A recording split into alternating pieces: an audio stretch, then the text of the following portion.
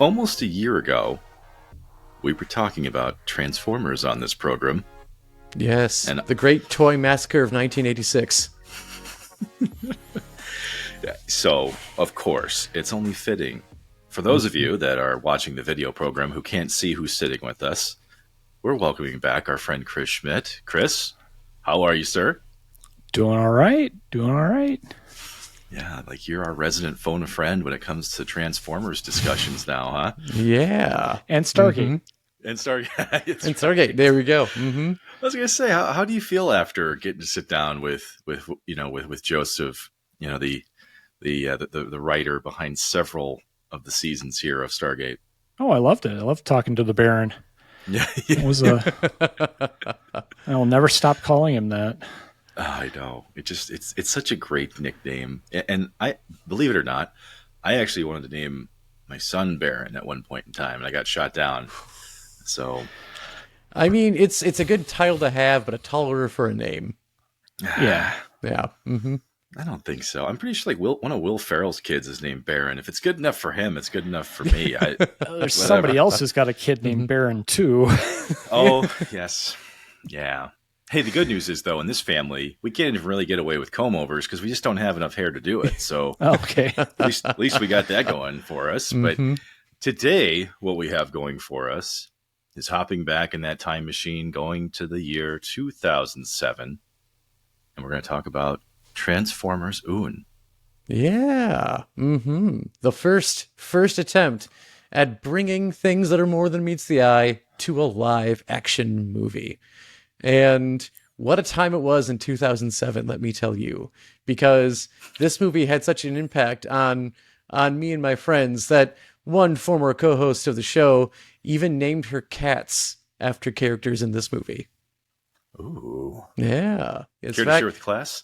Yeah, Chelsea did name her cats Jazz and Bumblebee after the two Transformers in this movie because of how much she'd enjoyed the first one. But also, on that same note, she refuses to go back and watch them because she's afraid they won't hold up and she doesn't need that tarnished. So...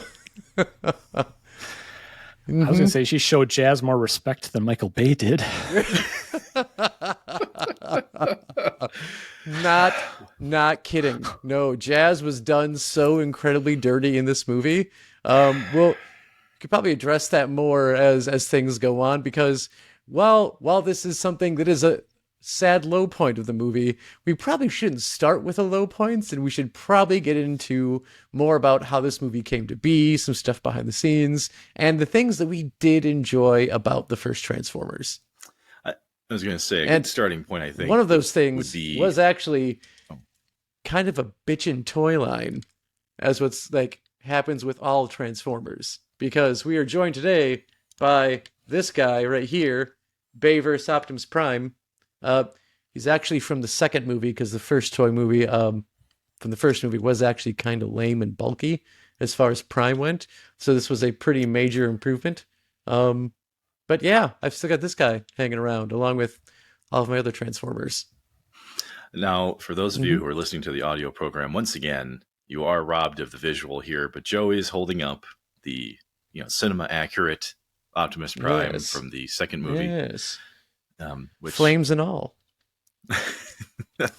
Well, as we look back, I think a good place to start would be actually talking about Mr. Michael Bay himself, which I have to say, around this area of time, okay, before he was known for, explosions within explosions, I actually enjoyed a movie from him a couple of years before this called The Island that had Ewan McGregor, really solid cast, actually, with Scarlett Johansson's also in it with him.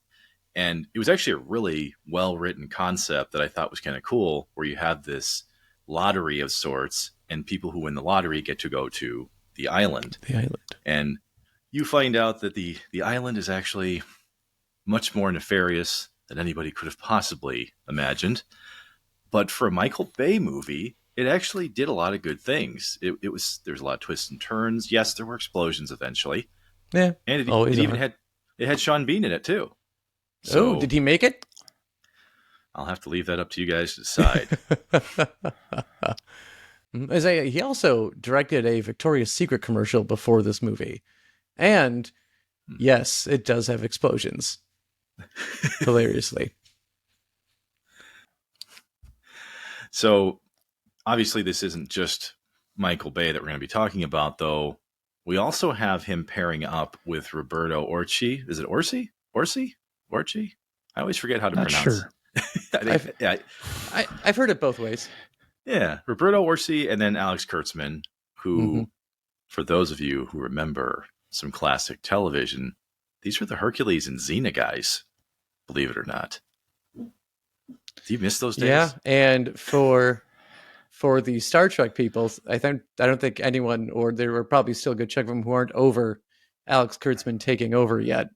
They're mad about the whole Kelvin thing still. And then he's been in big hand in all the current series too, which I don't see as a bad thing actually, but no, that's just me. Yeah, I know. If there's one fan base that seems to be more split than Star Wars, it's probably Star Trek in today's world. I think there's one thing that they were behind that I don't think people were arguing about nearly as much, which was Fringe, which, I mean, I love that show. It was decent sci-fi, but not too much, and not to the point where it's making anyone get pissed off at anyone else for being a fan of it, which I really like that part.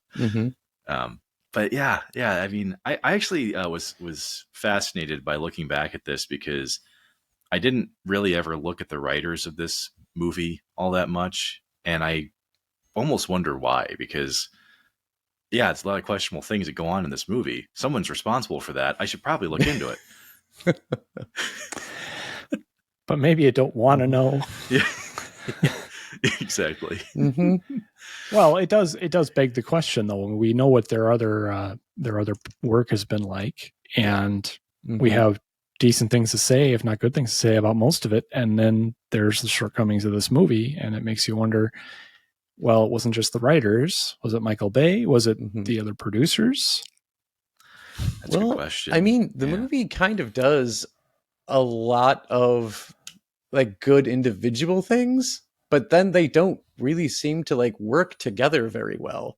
There's a good there's good dashes of comedy, there are good amounts of action, there is a decent plot in there actually, but there's so much like almost like emphasis on everything that it just becomes cloudy and muddy very quickly.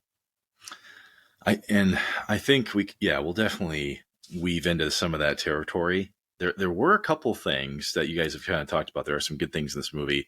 One of them right away was the music, which we usually don't call out specifically, but we have Steve Jablonsky behind the score of this film, and he actually had help from Hans Zimmer to come up with some of this.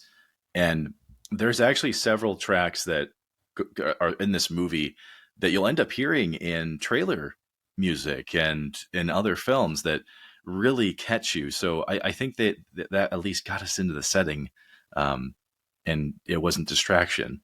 Although this would kick off the partnership between Transformers and Linkin Park, which, I mean, I'm sorry, guys, the anthem for things going smoothly back in the late to early 2010s was hearing, Linkin Park's, What I've Done and all the other stuff they made. It's like you just dad rock all the way. I mean, I'm not complaining about it. I think adding LP to the mix was a damn fine decision. So yeah, yeah. Well, you know what? Megan Fox even said that at some point she apparently met Linkin Park at a concert, and they invited her behind scenes and everything. And that's apparently how this whole relationship began. And I just don't believe that for a second. But I'm happy that it did happen regardless. So, but on the topic though of having some help and having good things, this was a film that actually had a lot of help from the government, believe it or not, where the U.S. government actually stepped in and allowed them to take footage of the F-22s, the CV-22s as well. And many of the vehicles that we end up seeing that are military grade are provided by the U.S. military. So it was pretty cool that they decided to step in, help them save some money. Another big handout came from General Motors, as basically every Autobot in this movie and pretty much any other standout vehicle that's not military is a GM vehicle, which was another criticism of the movie, but I hate to keep bringing them up. But this was basically kind of a glorified General Motors, like I would say trailer, but commercial is probably the better word for it. And then, of course, the one bad guy vehicle is a Ford Mustang. That's a car. It's a car in the movie. So, yeah, which was great in a I guess a practicality standpoint when the vehicles are being donated by GM, because like, hey, yeah, sure, throw these things out there. Because they gave God what, like, I think it was like 100 cars to the cause for this. It's twice that number. Oof, 200. I'm glad to see that GM was willing to donate to this small community production. So helping the little guy, right? Yeah, right. Yeah. I mean, it's kind of funny, right? Like, we've got Janesville, Wisconsin, which was the one of the former plants of GM, and unfortunately, what was left behind of that whole operation is kind of indicative of, I think, the connectivity of the plot of this film. For those of you that don't know, they left that location, and we no longer have GM in Wisconsin. But you know what? I will say this. Let's focus on some positive. What I hope is good by a little bit, and that's getting into the cast of this movie. Now, this was kind of like the golden age of LaBeouf. Like, we talk about the golden age of Cage several times on this program, but the golden age of LaBeouf was like right around the early to mid 2000s and went for a little bit. Now, Chris is making a face for those of you who are not watching the YouTube. But Chris, what do you think about Shia LaBeouf? He was all right. I mean, he played his character on the Transformers movies. That's really all I know him from. His golden age did pretty much cover the period when he was in the 3 movies. So, yeah, I don't really know much about him other than what he did in the little bits and pieces that come up on the news occasionally, and the movies. But we can talk about the character later. That's part of why I was grimacing. Shia LaBeouf did get a reputation for hitting people, so that did happen. He hit people. Yeah. He did. But I mean, 2007, like we're talking like hot off holes and Even Stevens time, rolling into the Transformers world. He gets these 3 movies. He gets Eagle Eye in there somewhere. This is all before he starts hunting people for sport in the woods on Tuesday night. So this is definitely more of the innocent action period of Shia LaBeouf. We may have to relook at the phrasing of hot off holes, but I don't know if we'll have to use that again. I may have done it intentionally. I don't know. Well, we've already mentioned Megan Fox to an extent, and this is long before Machine Gun Kelly. This is when she was just really rocking a bitchin' tan, and not a whole lot of people knew about her yet. I want to tip the cap to both Shia and Megan, though, because Megan put on 10 pounds of muscle for the film to just look like she was physically ready for the fight ahead. And Shia LaBeouf actually put on like 25 pounds of muscle, and then realized when he has to run everywhere during this movie, a little bit more focus on speed and agility than strength. So you're saying he didn't understand the assignment is what you're going for here. I just think if you went to Michael Bay for advice on that, he probably wouldn't be able to tell you a whole lot,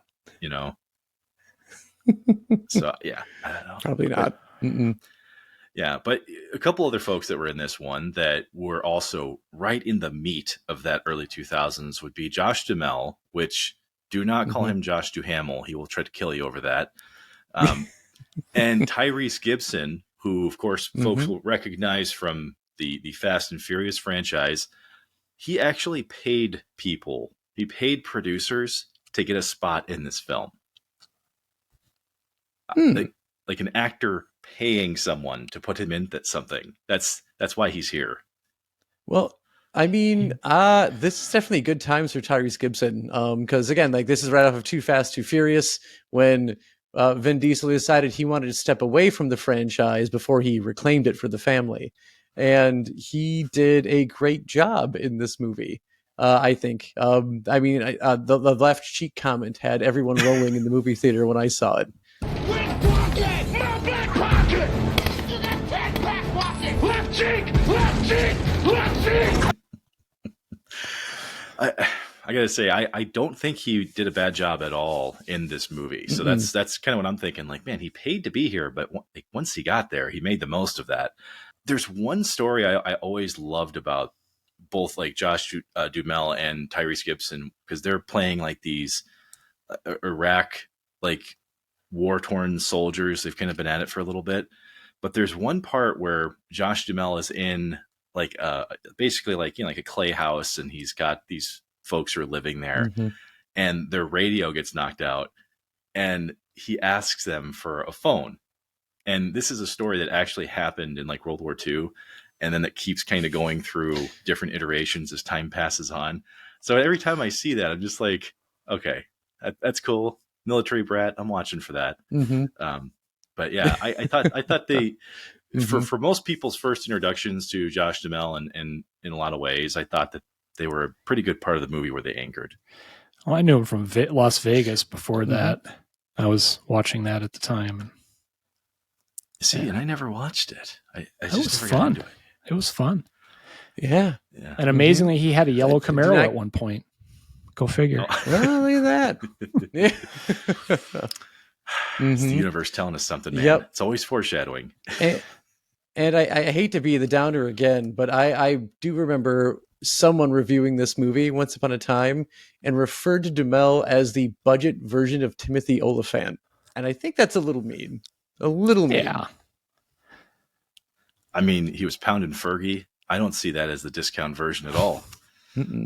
No. Actually, depends, because she did pee her pants at this point in her life too on stage. That did bring her career down quite a bit. I remember that. I don't remember that. Yeah. But yeah, isn't that a sign of dedication? Middle of a concert, keep going.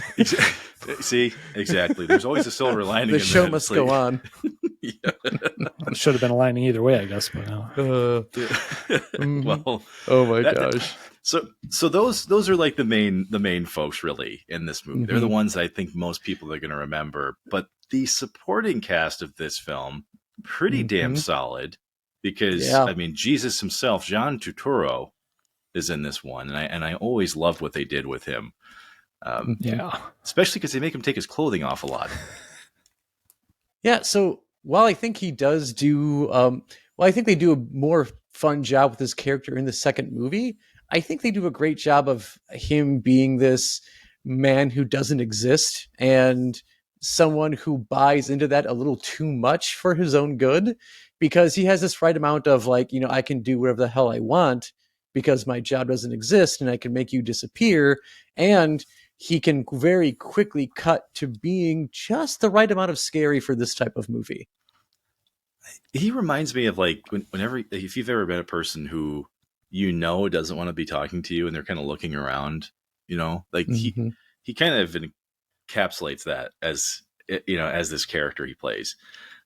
Like he feels like he's above maybe like standard civilians because of this Sector 7 that he works for.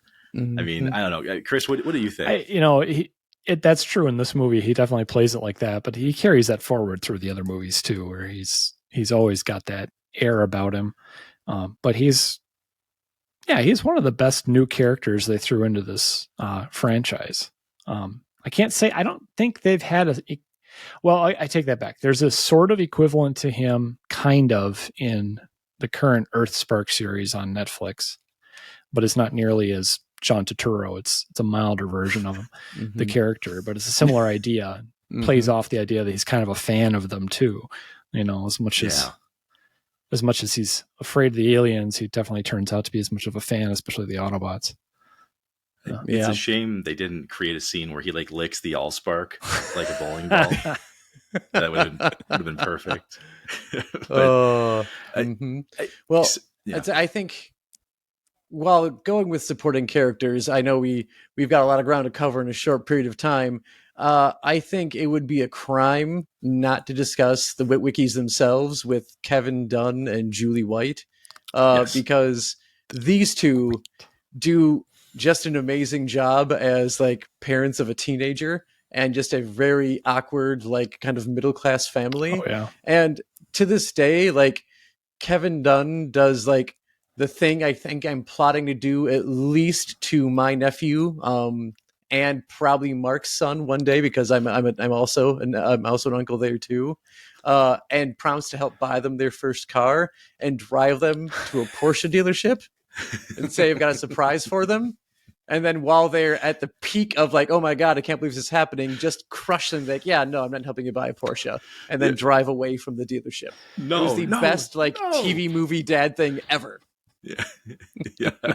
No, yeah, you're right. I'm not buying your first car as a Porsche. It's just so sick that he does that. Oh my God. Mm-hmm. And then Julie White like really like has a good like mom jarring to her to Kevin Dunn's dad. The parts where like Bumblebee is driving away and it's just this huge cloud of smoke, and she just looks Kevin right in the eye and just says, "You are so cheap." Just her reaction to Michaela, Megan Fox, when she sees her. Oh God, you're gorgeous. Oh, you are gorgeous. Yeah. Yeah. It's like, what are you doing with him? You know? Yeah. Yeah. It's like, yeah. You could do better. What? Yeah. Like zany is the right word for Julie White. She is perfectly cast as like a mom who's a little out of touch, but also steps over way too many boundaries. And perfectly cast. There's a couple other folks in this to call out real quick. We got John Voight, who fortunately is not biting anyone in this movie. They were able to get Peter Cullen back as Optimus Prime, but Frank Welker they could not get back as Megatron because he had other things he was doing at the time and just couldn't get out of that. Yeah, so he was apparently voicing all the 2000s because he was Frank. I am the goddamn 80s Welker because he voiced everything there. Right. Well, they'd get him for future movies in the franchise, but this one they actually had to replace him with Hugo Weaving, who does a great job. Don't get me wrong, but with the amount of tweaking and editing that Megatron's voice gets, you really don't even know it's Hugo Weaving. It's funny you say that. I watched it again just last night to do my homework at the last minute, as I usually do. And it sounded more like Hugo Weaving to me now than it did back then. And maybe it's just because it's been 16 years and I've heard his voice more than just in Lord of the Rings, and Matrix. But it sounded more like him. And I didn't realize that Welker just wasn't available. I remember the chatter in the forums back in the day was that, they're just going for the bigger movie star.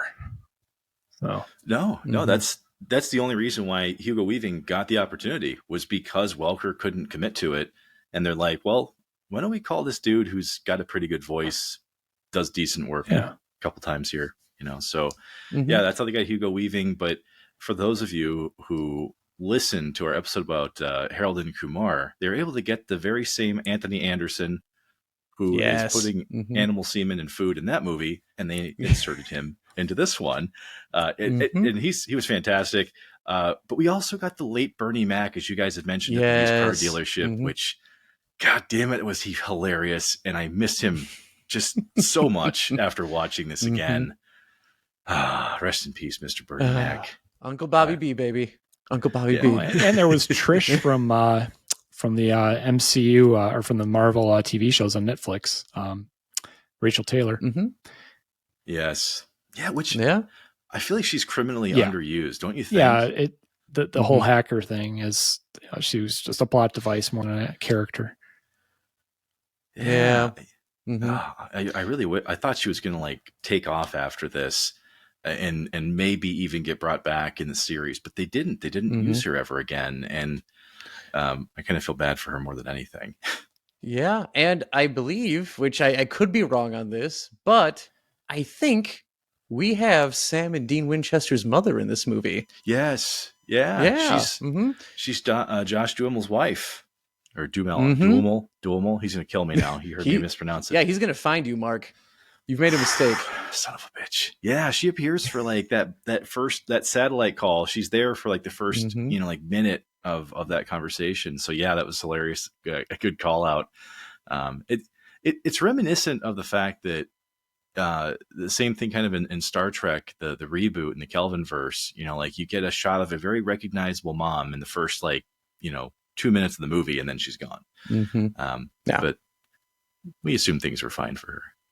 Which, I mean, the mom in Star Trek was from House, and can't help but notice we also had another House regular in this movie because he was Sam's teacher.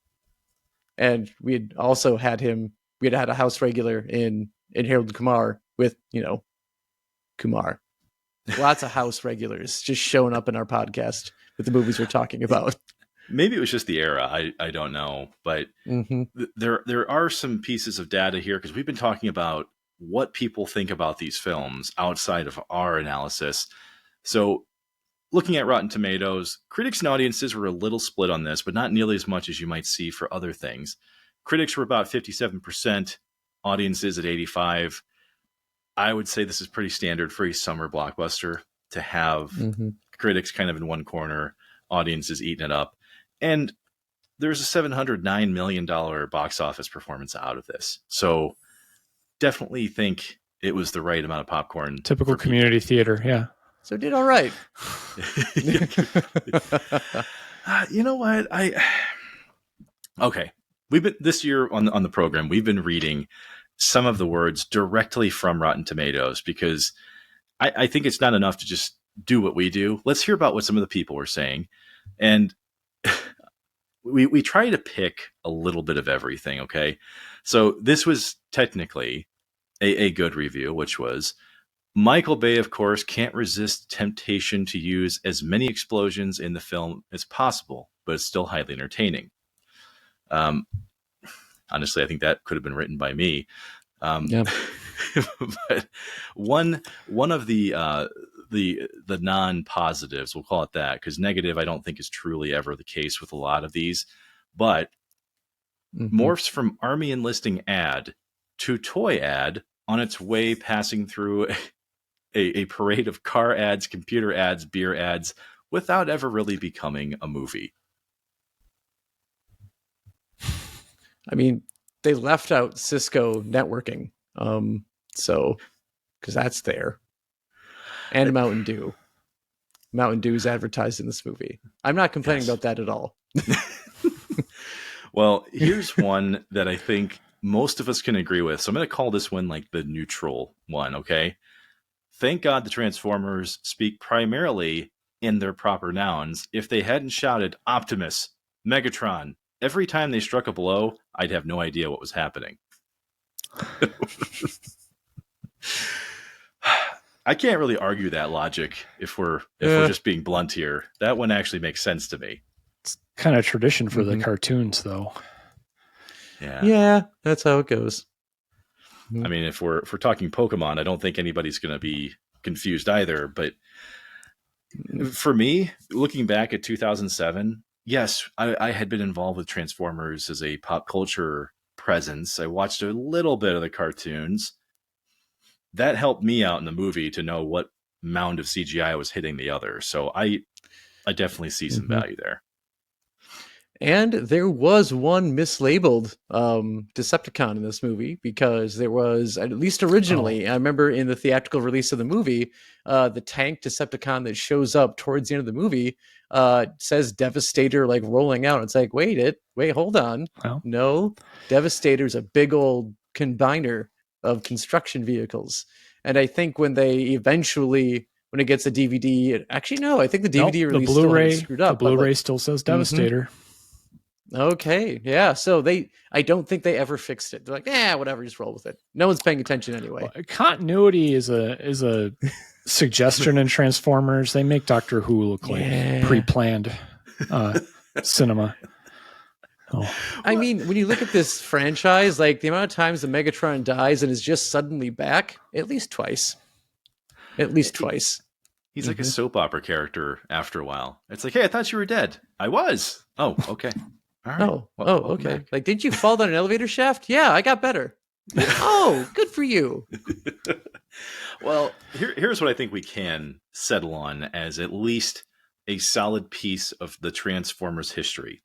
And Chris, I'm going to lean on you for this because can you explain the Allspark and the Transformers Civil War for those of us where the movie kind of starts off? Oh, I wish you'd prep me for that. I had to remind myself about the Allspark and what the theory was.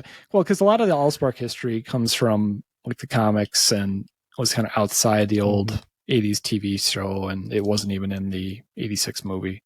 And you know, there's, like I said, there's a lot of different continuities going on here, or they may call them universe streams in some places, but basically the general idea is something created the Cybertronians. Maybe it was the Allspark, maybe it was Primus, maybe it was the Quintessons, maybe the Quintessons lied about doing it. It's up for interpretation. And sometimes it's this thing called the Allspark, which is this source of power, which is sometimes again tied to Primus, the god of creation in some ways. Other times he's just super powerful good guy. And it's used as a MacGuffin for creating and giving life, primarily to the mechanical beings, since they decided they needed a way to do that, not being able to imagine a way that it would happen naturally. I think one could come up with it, but could you fit it into a 2-hour movie? Probably not. I'm still trying to figure out how Alpha Trion grew a beard, let alone any of this nonsense. Oh, all the old Transformers grew beards somehow. Yeah. Those Civil Wars, though, it's different.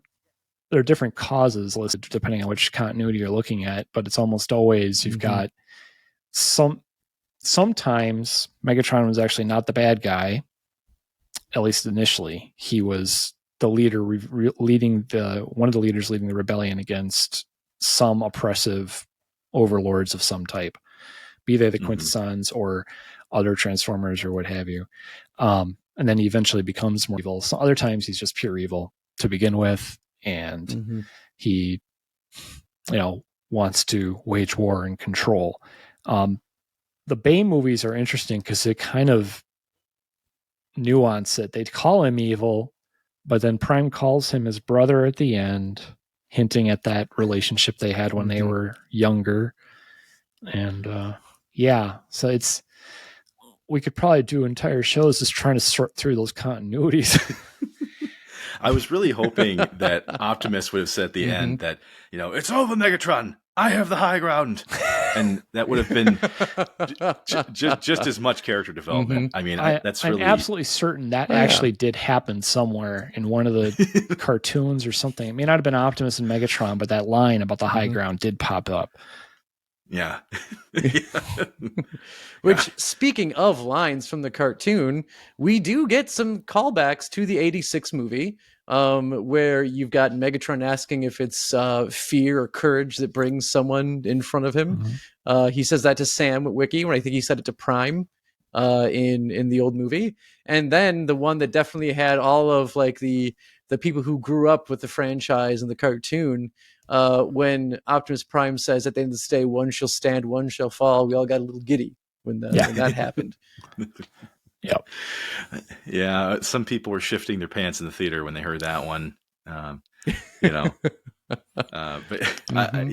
for me, the part that actually made me kind of shifty was when we do get introduced to Bumblebee, and as you mentioned, Bumblebee is a Camaro, but they immediately call back to his original form, which is of course a Bug, which is just the perfect car to choose for a guy named Bumblebee. But they show them right next to each other, and it's like one of those blink and you'll miss it moments. I thought that was just fantastic. This whole scene about it. Bernie Mac gets tossed into the car. Yeah. Well, sure he does. Yeah. I was gonna say the whole car gets tossed aside when Bumblebee just opens his door and the VW just kind of gets shifted off to the side. Yeah. Yeah.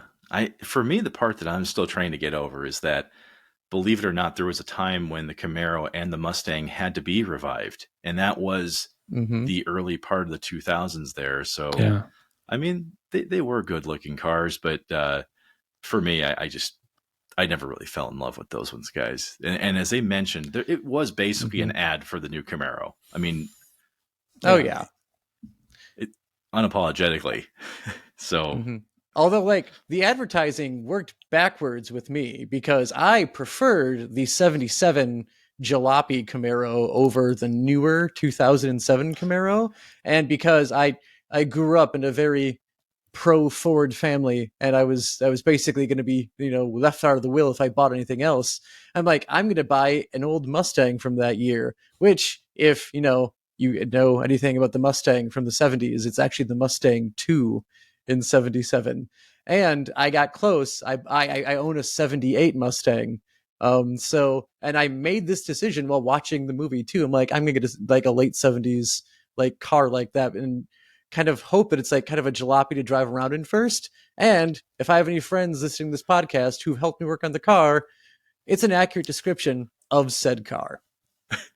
I'm just seeing the meme of the cat reading the newspaper, but it's Joe's head and it says, I'm going to buy a Camaro. or I'm going to buy a Mustang. I can buy a Mustang. Yeah. I can buy a Mustang too. Mustang too.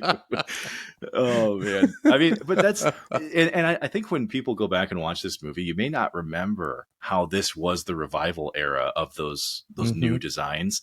And watching it through that lens, I was sitting there going, I can't believe that this was literally a car ad. Like half of the early part of the movie is a damn car ad. They're standard Michael Bay functions. They're staring right at the grill of these cars, right on the logos. And then they move out and show you the rest of them. And, I obviously couldn't afford any of these cars at that point in time. But still, it's I didn't want to be say sold that to, because this was 3-4 years, 5 years into the line from Takara Tomy and Hasbro called alternators and Beneltech if you were overseas, which were the hyper realistic cars in Transformers, interior and exterior. So like the interior looked real too. And they were all based on licensed cars. And so that had been out there for a while. And ironically enough, the collector community was a little bit annoyed with the movie because the movie stuff was less realistic than what had been sold for 5 years already. It's like, this doesn't look as good as these alternators I've been buying. I mean, I imagine that usually when you're going to have a movie that could be targeted towards kids in some capacity, you're going to have a lot of that. Like, we're going to make this stuff look as cool as we can on the screen so that people are going to want to go buy it. So trust me, I get that part of it. I guess the part of the movie that might be a little harder to understand is really splitting it up into 3 different factions of people that we follow. We've already kind of talked about the Witwicky family. We've talked about the soldiers that we kind of run into at first. And then you have the people that we'll call like the government folks in this, the John Turturros, the Sector 7s, and then this like group of hackers that are helping the government figure out that, hey, you're actually being infiltrated by some kind of presence that we don't quite understand yet. And usually in an action movie like this, because I'm going to compare this to what is basically Independence Day. Like, this is it's barely a Transformers movie at times.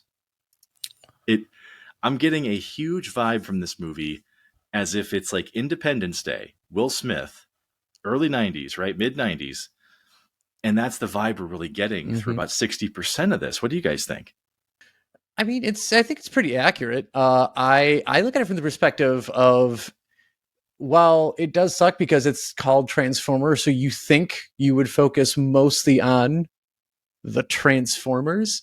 Michael Bay and then the writers take the approach that you typically have in like a kaiju movie, like Godzilla, or kind of like how superhero movies had to initially work well in the 70s and 80s, where like if you're going to make these concepts work and you're going to have adults come to see them, nostalgia can only carry you so far, and you have to have the focus on the more real aspect of the movie or of the characters. And like the Transformers are fantastical, like transforming robots.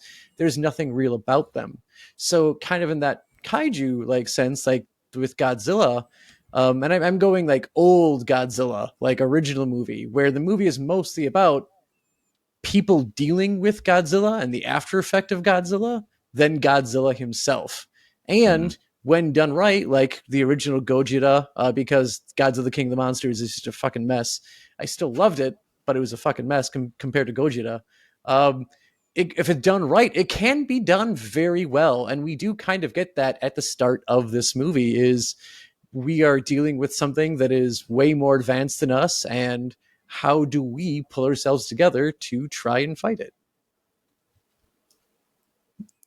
Yeah, that stood out for me rewatching it was, well, it's a criticism I've had of the series as a whole, not really dealing with the after effects of what they showed. They do dwell on the human reaction to what's unfolding before them and how insane it is, which was nice to see. Now, we don't really ever see what happened after they tore up the middle of a major city that was not LA. But they made an effort during the movie to show that people were terrified. The one thing that stands out is the woman screaming as Optimus, or I don't remember who it was, goes Ironhide flies over him. Ironhide flies over. Right, Ironhide flies over. I mean, it makes sense to me to focus on the human element, as Joe points out. What I will say when it comes to the absence of Transformers in a decent part of this movie, I thought it did really make sense as a narrative choice to not really let the Decepticons speak a whole lot. We just know they're kind of a malevolent presence. They're probably people who don't put their carts back after they go shopping. Like, there's something about them we're just not meant to like. And when I was reading through some of the commentary, probably about 10 years ago, they were saying the deliberate choice to do that was that when you have bad guys speak too much, they really stop being bad guys. And I think that was a really wise decision because in later installments, they let the bad guys talk way too much. And then we start asking questions. So I don't know. What do you guys think about that decision? I think you're absolutely right. I mean, that stood out too. That you're absolutely right. Yeah.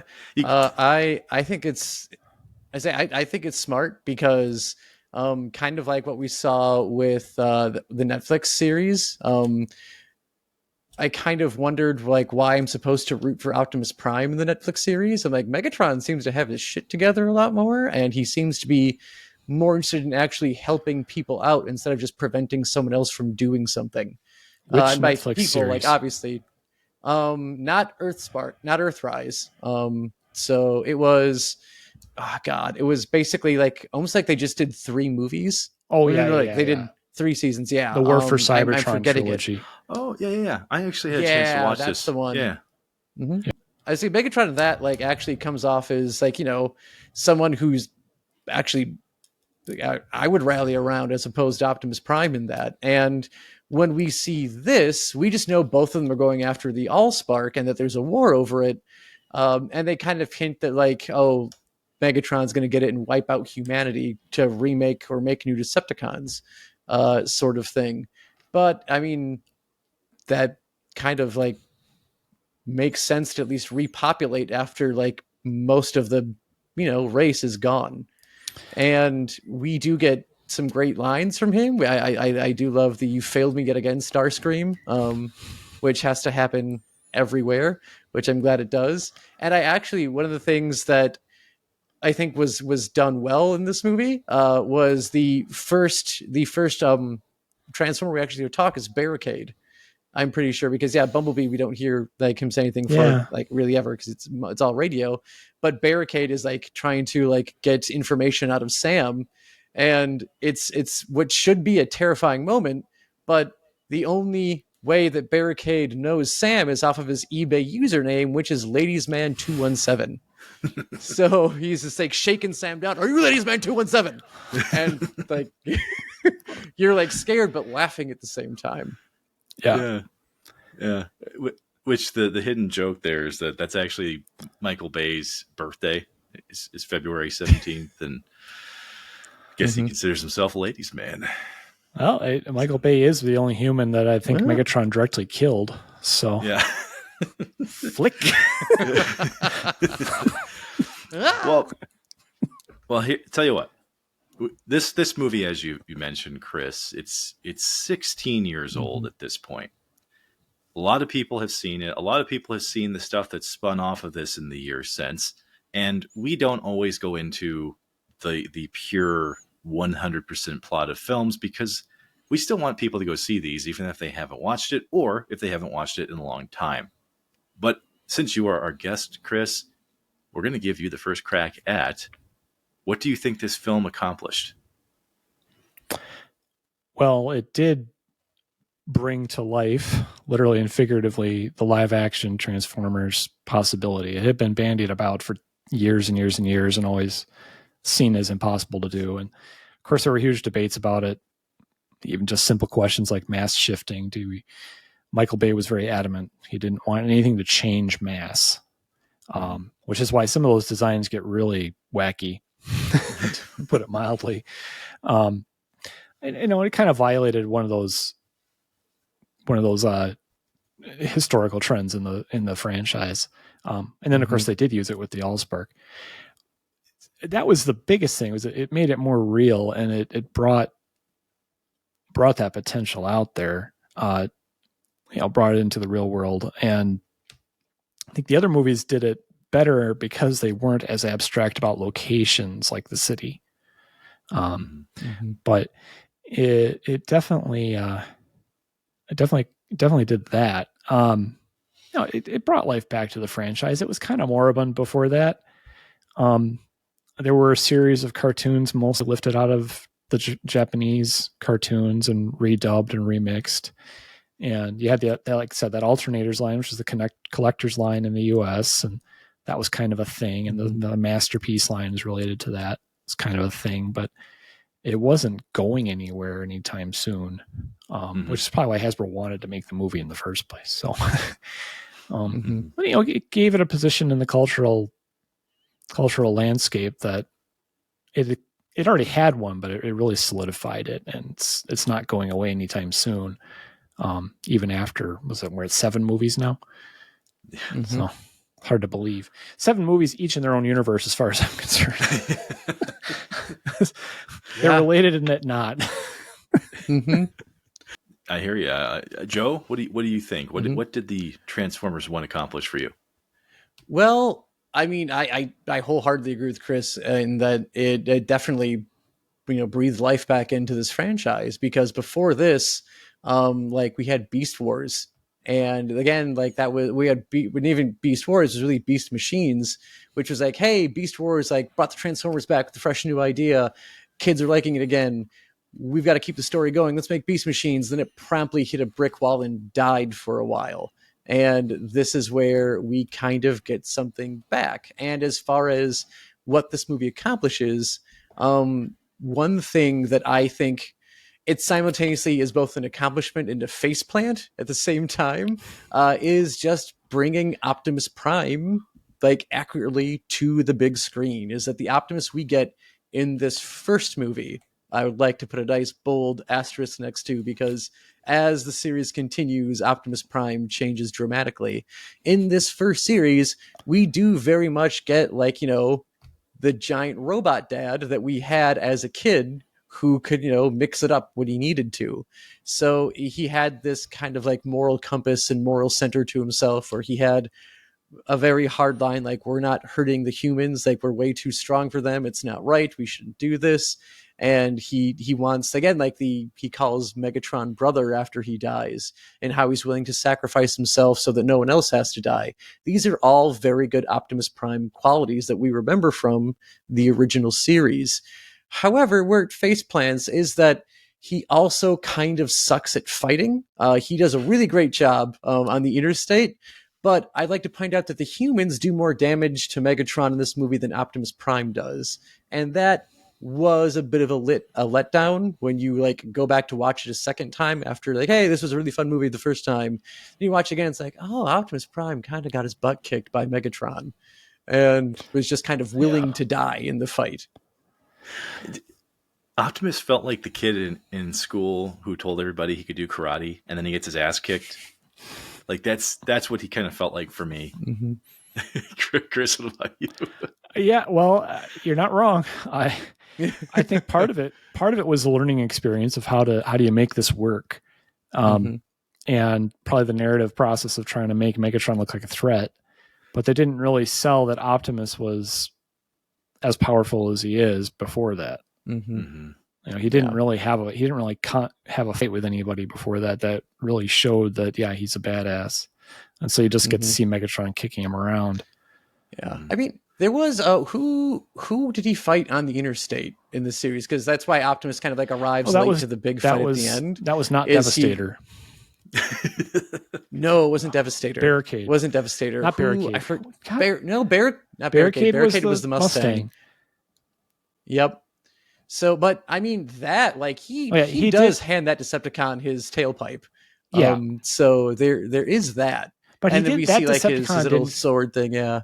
That Decepticon didn't feel like as big of a threat because we didn't see much of him before that. He just kind of appeared and he looked nasty, but he kind of went down like a chump, frankly. Very true. Yeah. But I mean, that's the way a lot of Decepticons were with Prime, but you didn't really see before that just how strong he was. You saw how strong, forgetting the helicopter's name. Told myself I'd remember. Was that Cyclonus in this movie? No, it wasn't Cyclonus. They didn't use Cyclonus. Like Cyclonus was a helicopter in, I think, Robots in Disguise in that series. No, but it wasn't not in the movie. Mm-hmm.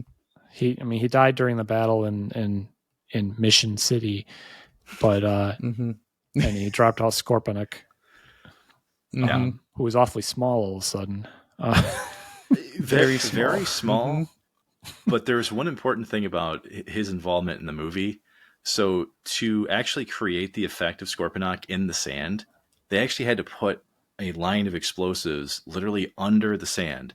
And Michael Bay instructed the actors, hey, when this thing begins to go off, you need to run as fast as you fucking can away from it because it will kill you.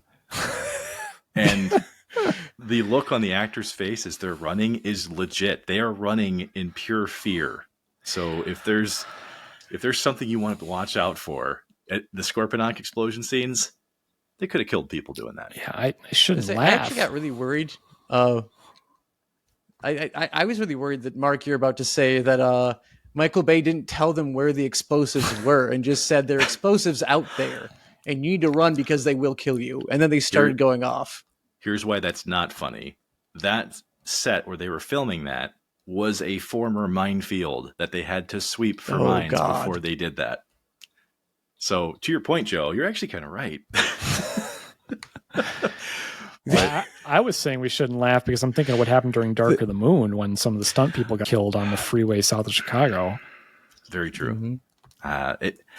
Yes. That's the thing. When you're making movies like this with a ton of explosions and high-flying theatrics, I think that's always going to be a risk. And when I think about this movie and what it accomplished, for me, I think it actually accomplished, frankly, balancing those elements fairly well. I mean, there's a lot of Michael Bay movies now where it's just a CGI fuckfest for 2 hours. But this one, you do actually get a little bit of balance with the human characters. But you do get a little bit of Transformer characters. And I feel like we're never getting too much of anything from that perspective. And yes, there's issues with some of the plot choices, but I think from a pacing standpoint, I don't think you have a whole lot of time to be bored in this movie, even if you don't agree with the whole thing. So at minimum, I mean, it's definitely meant to empty popcorn buckets, and I think it does exactly what it meant to do from that standpoint. Yeah. But on the other side of that, let's talk about some missed opportunities for this movie, because clearly we're not going to end on a positive note with this one. Chris, I'm going to let you go again. We can't do that. Oh, yeah. Chris is going to get first crack at this one again because he's our guest. How many do I get to list? Dude, we're not paying per minute here. You can absolutely as many as you want. Yeah. Wait, go for it. I'm not getting paid per minute. What? Wait, I'm not getting paid. Gosh. Well, there were a lot. It for the things that it did well, which I don't want to forget that it did do some things well. And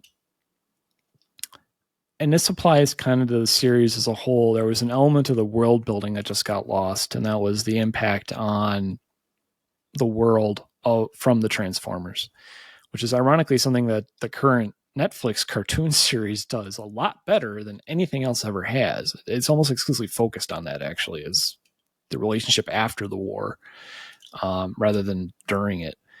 But the character development was so frustrating how little we got of any of the actual bots, except for basically Prime and Megatron. Maybe Starscream a bit too, but we already know Starscream, so we can project onto Starscream. Poor Jazz. Mm-hmm. He was an awful caricature, and then he gets ripped in half kind of unceremoniously and tossed aside, practically literally. He was one of those great characters going for, originally, and we don't see much of him. Ironhide is just a thug. I don't know if that's the right word for it even, but Ironhide is just about the violence and fighting, and he had more nuance to him and more of the grizzled veteran to him, even in the 80s, in the cartoons in the 80s. Ratchet was very simplistic. We just knew he was the medic. Bumblebee was, he's the cool protector, and he talks with the radio. I do not understand that. And that choice kept carrying forward through the franchises, the various iterations of the franchise off and on. They're finally getting away from that now. And we can just let him talk. Yeah. We don't actually have to make him not talk. There's so much with them. And as I mentioned before, there wasn't really time in the movie for it, but you don't see afterward the impact very well. Even in the subsequent movies, but that's for a later date. We can talk about that in more depth, as I certainly can go on about it. That's probably the biggest missed opportunity to me. It's just the character development for the bots wasn't there. It could have been, but then again, it wasn't there for all the humans either. Yeah. Some of the John Voight's Secretary of Defense was a caricature. The hackers were all caricatures. I felt like Megan Fox was doing the best she absolutely could with what she was given. Yeah. And she, to your point, she's probably the one who actually gets the most amount of character development in this movie. Yeah. Because you find out that she's from a home where her dad's always in legal trouble of some kind. She's going down a very similar path, even though she doesn't really want to. And she clearly picked up on his automotive skills. And to her credit as a character too, she's not playing a stereotypical, teenage girl that you would typically see in a movie like this. Right. And it was at a time when nobody else was really doing this too. So I'm totally there with you on her place of doing as much as she could with it. My favorite scene with her is when she's dragging Bumblebee around in the city with the tow truck. Just cried for a moment, just let it catch up to her what was happening. It was a great choice by Bay and her on how to portray that. I think it did more for her character development in that moment than a lot of other characters got through not just that movie, but the whole series. I'm not looking at Sam Witwicky at all. So, okay, Joe, we're going to get to your missed opportunities, but since Chris is aligning with a lot of what I was going to go into, I want to mention it here. The entirety of Megan Fox's character and her arc was where I was going to focus too. But to your point about the Witwickies, I thought this was an actual missed opportunity because I was much more interested in what happened before the movie. What happened with this expedition. I know they did a decent job with what went down and enough to advance the plot and everything. But the idea of discovering the Transformers all these years ago, and they're clearly developing technology with it. I'm actually interested in some of that, right? At least enough of it to where you can add it to the conspiracy of what's going on with the Decepticon invasion. You could have these hackers essentially going in and going, our own government found this stuff, never told anybody about it, and they're developing WMDs with it. And that wouldn't take that long to even put it in there as an extra line, maybe a a screenshot or something, and they completely like didn't give in to the conspiracy theorism that usually happens in an alien movie, right? So I thought for me, like, that was a huge missed opportunity to at least build up the conspiracy stuff a little bit before you let it all come out, as they kind of do once they get to the Hoover Dam. And it just didn't feel like there was enough tension built there.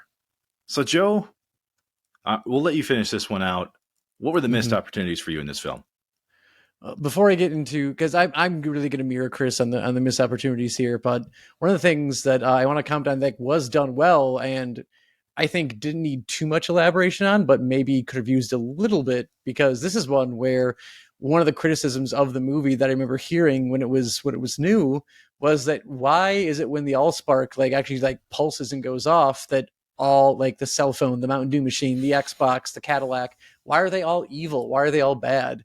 And it's like, well, it's because everything's based, all of our technology is based off of Megatron. So basically, we've been building Decepticons this entire time, and now they're just getting life breathed into them. And I think that, again, the idea of maybe amping up that conspiracy a little bit more would have been really good. And at the same time, they could have even, like you said, the Witwickies, like Archibald finding them. I think we could have played a little more into that, where like Archibald like went crazy, his whole crew dies, he's got nothing in the end of it. And I feel like this could have been the opportunity, is like the whole like the Witwickies themselves are almost like like the Gates family in National Treasure. That maybe there's something going on there. They're like, hey, the Witwickies, they're just nuts, and the government knows about them and they don't care. But I digress. The biggest missed opportunity for me is the Transformers themselves and the development on their lore a little bit more.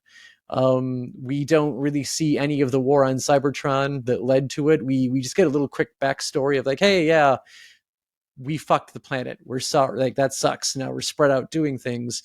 And like Chris said, we just don't get enough of the bots in this movie.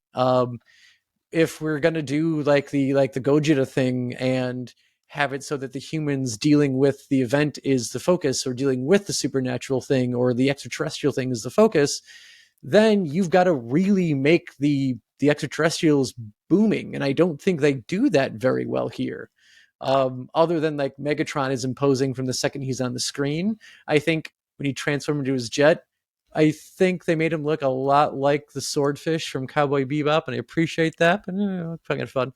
But Jazz is just so horribly done in this movie that it is hard not to talk about. Like, he is an absolute symptom of Hollywood movies at the time, where, again, like in a weird twist of fate, he actually survived the Toy Massacre of '86, and Jazz went on to like be in the series. But he's the only good character that dies in this movie, and he's, of course, like, I mean, again, while they are robots and no, they don't have skin color, it's very obvious that Jazz is black, with the way he basically portrays himself, the way he moves. Like, when he transforms, he's practically breakdancing. Everything out of his mouth, except for literally one line where he's mad at Optimus for not going after Bumblebee, is just a bad like series of one-liners of like caricature, stereotype black characters in other movies. And I think that is, we refer to that. I refer to this term as Michael Bayism. He really cannot control himself when it comes to stereotypes in especially these Transformers movies. Yeah, Michael Bayism. Very true. Yep. So, and like Chris said, I liked Ironhide more as the grizzled minivan from Texas than the gun-toting obsessed Brit that we got in this movie. But you know what? Teach their own. They can choose how they want to like show the characters. But I mean, there are points where like he's threatening to shoot Sam's parents. It's like, that's a bit much. Like, even if you are joking, like, I don't know. Like, come on. Well, they did try to explain away the whole way that Jazz was acting and all that by, we learned from the web. We learned from the internet how humans speak. Yeah. Okay. Okay. That's pretty weak sauce. But why does he get... Yeah, but why does he get all of the stereotypes in one convenient bundle? Gee, I don't know. Like, why did it happen again in Revenge of the Fallen with other characters? I don't know. Yeah. Maybe Jazz found that piece of like the Disney catalog that was just all the movies we don't talk about anymore, and that was all he saw, right? That could have been it. But I think if we had to summate this overall, though, I mean, Transformers is that idea of a tug of war with good and bad. I mean, it's a movie that obviously it's a springboard for the revival of the franchise in a lot of ways, because I wouldn't say it was completely dormant, but it's obviously a moneymaker now in ways that people probably couldn't fathom at that point in time. And so, I mean, I think it did what it needed to do. That doesn't mean it did everything well. but I mean, yeah, if we had to make a bumper sticker for it, it did what it needed to do. I think the other bumper sticker would be, hey, it's a movie. Yeah. Well, I think we can go right into our conclusion at this point. And of course, with that, we thank you for listening to Digital Dissection. As always, we appreciate all the Dissection crew does for us week after week. Your support goes a very long way. And if you happen upon this show by accident, why not drop us a review or comment on the show? These guys also love hearing from you, so feel free to message them over at digitaldissectionpodcast@gmail.com. They welcome your ideas for future shows and, well, anything you'd like to discuss. And until then, keep on dissecting.